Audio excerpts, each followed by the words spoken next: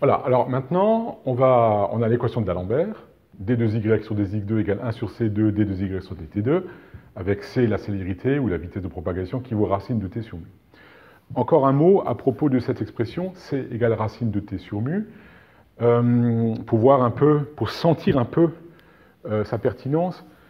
Je pense qu'intuitivement, c'est assez clair que si on tend davantage la corde, on va augmenter la vitesse à laquelle la déformation se propage lorsqu'on va donner une impulsion sur la corde. Et puis peut-être c'est moins intuitif, mais si on a affaire à une corde lourde, donc de masse linéique importante, là pour le coup, en revanche, on augmente l'inertie de la corde, alors lorsqu'on augmente la masse linéique, la célérité, elle, va décroître, pour des questions d'inertie de la matière. Donc c'est bien aussi, quand on a ce type de relation, de sentir un peu si elle est vraisemblable du point de vue de la physique. Bien sûr, elle est donnée par le calcul, donc on peut faire confiance au calcul, mais c'est bien aussi de s'en faire une représentation peut-être un peu intuitive, mais plus qui correspond à notre expérience du quotidien. Quand vous obtenez ce genre de formule, c'est bien de commenter un peu les dépendances de la grandeur en fonction de ces paramètres, de manière à sentir un peu que les maths décrivent bien la réalité sensible que nous observons dans notre quotidien. Bon, ça c'était un petit détail. Alors à présent, maintenant, on va réfléchir un peu à la solution générale de cette équation dite aux dérivées partielles, puisqu'elle met en relation, moyennant la vitesse de propagation, la dérivée partielle d'ordre 2 par rapport à la variable d'espace, avec la dérivée partielle d'ordre 2 par rapport au temps. On va se concentrer sur une corde longue, de manière à ce que ses extrémités à gauche et à droite soient loin, parce qu'on veut s'affranchir des éventuels phénomènes de réflexion qu'il y a aux extrémités, que nous verrons d'ailleurs un petit peu plus loin. Donc pour l'instant, imaginez une corde longue, qui n'est pas limitée en longueur, et puis, à un instant donné, t égale 0, qu'on va définir comme t égale 0, on percute par exemple en ce point-là, et par conséquent, on va évidemment avoir une déformation locale de la corde, parce qu'on l'a percutée. Et il est important de comprendre que, pour des questions de physique fondamentale, en l'occurrence l'isotropie de la corde, il n'y a aucune raison pour que cette déformation se propage plutôt dans un sens que dans l'autre. Donc il faut admettre, en fait, que la déformation se propage en fait, dans les deux sens, pour des questions de pure isotropie de l'espace. Donc, au bout d'un certain temps, on va retrouver une déformée ici, un petit peu plus loin, mais aussi une déformée de l'autre côté.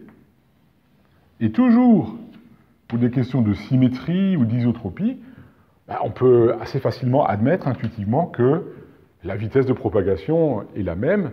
Ça veut dire que les distances parcourues en un temps t donné sont identiques depuis la source dans les deux directions. Alors, on va travailler en physicien. Le mathématicien résout l'équation aux dérivées partielles. Le physicien, il a une idée de sa forme. Il vérifie que son intuition de la forme générale est bien la bonne, en vérifiant que la forme qu'il a intuite satisfait à l'équation de d'Alembert. Alors en fait, on va montrer que la solution générale s'écrit sous la forme d'une fonction f de t moins x sur c, plus une autre fonction g de t plus x sur c. Ça, c'est pour la forme générale, la forme la plus générale. Et maintenant, pour vérifier, il suffit de dériver 2 fois par rapport à x, on dérive 2 fois par rapport au temps t, on égale les deux à la constante 1 sur c de près, et on va vérifier qu'effectivement, cette forme générale est bien solution de l'équation de d'Alembert, équation aux dérivées partielles. Voilà pour le programme. Et il s'agira ensuite d'un peu de commenter ce que représentent ces deux variables composées, là, t moins x sur c et t plus x sur c. Et nous aurons ici défini donc la forme générale des ondes en ondes dites progressives. Alors allons-y, on va dériver une première fois par rapport à x. Alors quand on dérive par rapport à x, on a f, non pas de x, mais f d'une fonction de x. Ça veut dire qu'en fait, il faut convoquer les résultats de dérivation des fonctions composées. Ça veut dire qu'on obtient f', qui est la fonction dérivée, f', la dérivée de f, par rapport à son argument, fois t moins x sur c, puis ensuite fois la dérivée de t moins x sur c par rapport à x. Ça veut dire qu'en fait, il y a moins 1 sur c qui sort. Voilà ce qui est fait. Et ensuite, plus g' de t plus x sur c, et puis, identiquement, le 1 sur c sort comme dérivée de t plus x sur c par rapport à x. Maintenant, quand on dérive une deuxième fois, le moins 1 sur c sort une deuxième fois, f' devient f seconde, et on obtient le moins par moins qui devient plus. Et ici, identiquement, le g' devient g seconde, le 1 sur c sort une seconde fois, et devient 1 sur c carré. Si bien qu'à la fin des comptes, on obtient 1 sur c2, f seconde de t moins x sur c, plus g seconde de t plus x sur c. Et puis là, on va fermer le crochet. On va garder à l'écran cette formule, ou peut-être on la reprendra, on la recherchera tout à l'heure. Quand on calcule à présent 1 sur C2 D2Y sur DT2, c'est plus simple. Parce que, en fait, quand on dérive t moins x sur c ou t plus x sur c par rapport à t, tout simplement, ça donne 1. Ça veut dire que la dérivée seconde est immédiate. On obtient 1 sur c2, facteur de f seconde de t moins x sur c, plus g seconde de t plus x sur c. Et on obtient exactement ce qu'on a trouvé dans la ligne précédente. Comme on a écrit tout ça sans condition sur f et g, ça veut dire que la solution intuitée, ou admise initialement, est bien solution de l'équation d'Alembert, comme on vient de le montrer. Donc ce n'était pas bien méchant, mais encore fallait-il le faire proprement. L'idée, c'est de donner maintenant une signification physique au signe moins x sur c et plus x sur c. Et pour chacune des deux fonctions f et g, qu'on va traiter individuellement, on va regarder ce qui se passe à un instant t et un instant t plus delta t, un peu plus tard, et on va essayer de comprendre où la déformation y qu'on avait à l'instant t, à l'abscisse x, où elle se retrouve à l'instant t plus delta t, à une abscisse x plus delta x. Et puis ensuite, on fera la même chose pour la fonction g. Alors, c'est pas très compliqué. X plus dx est en t plus delta t, f de t plus delta t moins x plus delta x, le tout sur c, puisque la fonction f combine dans une seule variable composée la variable d'espace x et le temps. Donc, ça donne, on développe, ça donne f de t moins x sur c, en développant le rapport, plus delta t moins delta x sur c. Et l'idée, ici, c'est de dire que cette fonction-là, en x plus delta x, donc à l'abscisse x plus delta x et au temps t plus delta t, est la même que la valeur à l'instant t et à l'abscisse x si delta t moins delta x sur c égale 0. C'est-à-dire, si delta x est égal à c fois delta t. Alors ici, on voit clairement qu'on a une longueur ou une distance parcourue qui est égale à une vitesse de propagation fois un temps de parcours. Et surtout, puisque c est définie positive, on voit que delta t et delta x sont de même signe. En d'autres termes, cette déformation qu'on avait à l'abscisse x et à l'instant t, on va la retrouver à x plus dx à l'instant t plus dt, avec dx et dt qui sont de même signe. En d'autres termes, la fonction f qui est étiquetée t moins x sur c représente celle des deux ondes qui se déplacent dans le sens des x croissants. Et ça, c'est important à retenir. Je n'abuse pas de vous demander de retenir par cœur des résultats. Celui-ci, il doit être retenu, ou alors, si vraiment on se sent pas d'apprendre, on peut aussi refaire cette démonstration.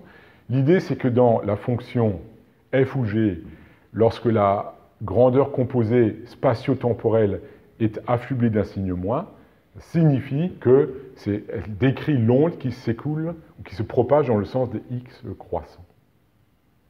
Et puis, il reste à faire maintenant la même chose pour la fonction g. Alors, on va le faire sur l'autre tableau. On écrit g à t plus delta t plus x plus delta x sur c. On développe. Ça fait g de t plus x sur c plus delta t plus delta x sur c. Et ça va être égal à g de t plus delta x sur c si delta x est égal à moins c fois delta t, si cette quantité-là est nulle. Et donc, clairement, delta x représente une longueur ou une distance parcourue à la vitesse c pendant le temps de parcours delta t, mais dans le sens des x décroissants, puisque delta x est négatif. En d'autres termes, la fonction g correspond à celle des deux ondes qui se propagent dans le sens des x décroissants. Donc je répète, c'est important de retenir ça.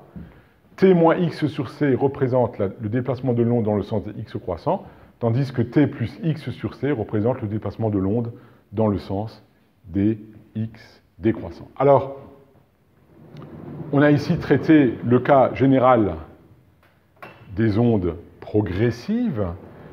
Dans la suite, on va surtout travailler en ondes progressives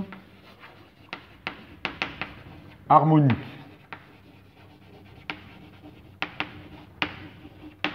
Et là, en l'occurrence, on aura y de x et de t qui va s'écrire y0 comme une amplitude fois sinus ou cosinus de oméga t moins kx, k fois x, qui sont les grandeurs ondulatoires que vous avez probablement vues en classe de lycée, première ou terminale, avec oméga égale 2pi sur t égale 2πf, et k égale 2pi sur lambda, lambda étant la longueur d'onde. Donc, on va peut-être rappeler un peu ces relations, parce qu'elles sont extrêmement très importantes, et on ne peut pas faire l'économie de ces relations-là. Alors, si je réécris, on va par exemple regarder ce qui se passe pour une onde progressive harmonique qui se déplace dans le sens des x croissants, d'où le signe moins ici. Si je dérive deux fois par rapport à x, j'ai moins k qui va sortir deux fois, ça fait k au carré, y0, sinus devient cosinus, dérivée d'ordre 1, et cosinus redevient moins sinus en dérivée d'ordre 2. Donc, dérivée d'ordre 2 se traduit par la multiplication par moins k au carré. Si je calcule à présent 1 sur C2 d de y sur dt2. On a oméga qui sort 2 fois. Le 1 sur C2 comme constante multiplicative. Sinus devient cos, et cos redevient moins sinus.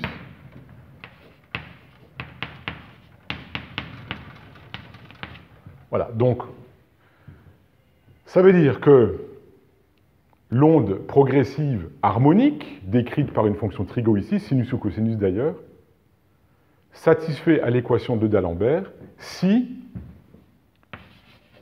K2 égale oméga 2 sur C2. Et comme toutes ces grandeurs K, oméga et C sont définies positives en physique, ça donne K égale oméga sur C. Alors c'est une relation que vous ne connaissiez peut-être pas sous cette forme, mais vous la connaissez sous une autre forme, parce que K c'est 2pi sur lambda, où lambda est la longueur d'onde en mètres. Oméga c'est 2πf, où f est la fréquence en hertz ou en seconde moins 1, et c, c'est évidemment la vitesse de propagation.